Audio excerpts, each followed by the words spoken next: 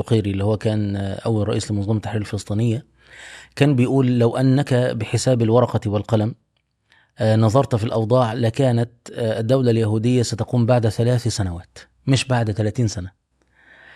إيه اللي خلاهم 30 سنة مش 3 سنوات؟ هو فعل هذا الشعب الفلسطيني الباسل الذي كان ينحت في الصخر للبقاء فوق أرضه. الفلسطينيين كانوا بدون إمكانيات، حرفيا بدون إمكانيات. احنا قلنا أول مرة يعيشوا يعني قطعة لوحدها تحت الاحتلال الإنجليزي اللي هو قوة عظمى عالمية.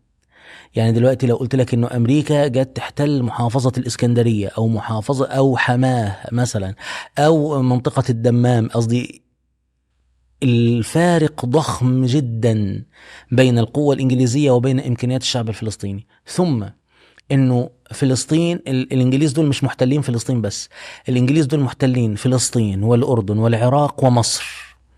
يعني منافذ التسلح، منافذ المقاومة كلها يحكمها الانجليز وعليها حكومات تابعة للانجليز. فبالتالي الفلسطيني حقيقة كان يقاوم بأقل القليل، يعني بالبنادق القديمة، بالحجارة أحيانا، بمجرد التشبث بأرضه. وطبعا برضو الإنجليز كانوا بيعملوا هذه العملية في تحت قدر هائل من القوانين والنظام والإدارة، مش بشكل فج، لا، هو بيحاول دايما ياخد كل اللي هو عايزه من خلال قوانين ومن خلال يعني ويتصرف في المجتمع تصرفات تجعله وسيطا وحاكما.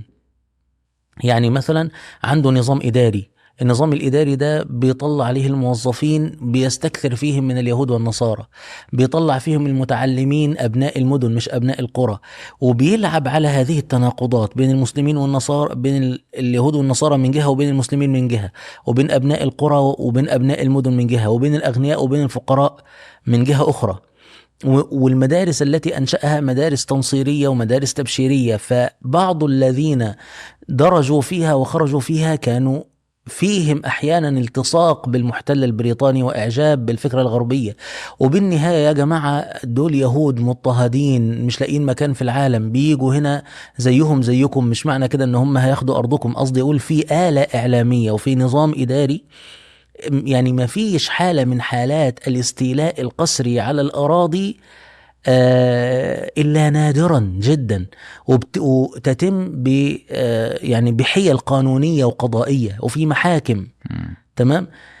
يعني فكرة إنه وبعدين حتى الناس اللي بتقول إنه اليهود، إنه المسلمين أو بعض الفلسطينيين باعوا أرضهم، نسبة الأراضي المباعة أقل من 1%، وكانت قبل أن يشعر الفلسطيني أصلا بأن في خطر يهودي أصلا. يعني ما كانش الناس عموم الناس قبل ما يبقى في انترنت وقبل ما يبقى في فضائيات، كان كل موادهم التعريفية اللي بيعرفوا منها العالم هي الصحف، وبعد شوية بكتير بقت إذاعات. في ذلك الوقت كان ممنوع يدخل أي حاجة عن وعد بلفور إلى فلسطين مكتوبة في الصحف مثلا أو في غيره. واللي حتى عرف كان بيتعلم في مصر ولا كان بيتعلم في مكان تاني، حتى اللي عرف إن في حاجة اسمها وعد بلفور، لما يجي يكلم الفلسطينيين ما يصدقوش. يعني اللي هو يهودي يجوا ياخدوا إيه ولا يستولوا على إيه؟ أمال فين؟ أمال إحنا رحنا فين؟ أمال العالم العربي راح فين؟ يعني كان شيئا ضعيفا جدا. أنت لغاية دلوقتي هذه اللحظة مع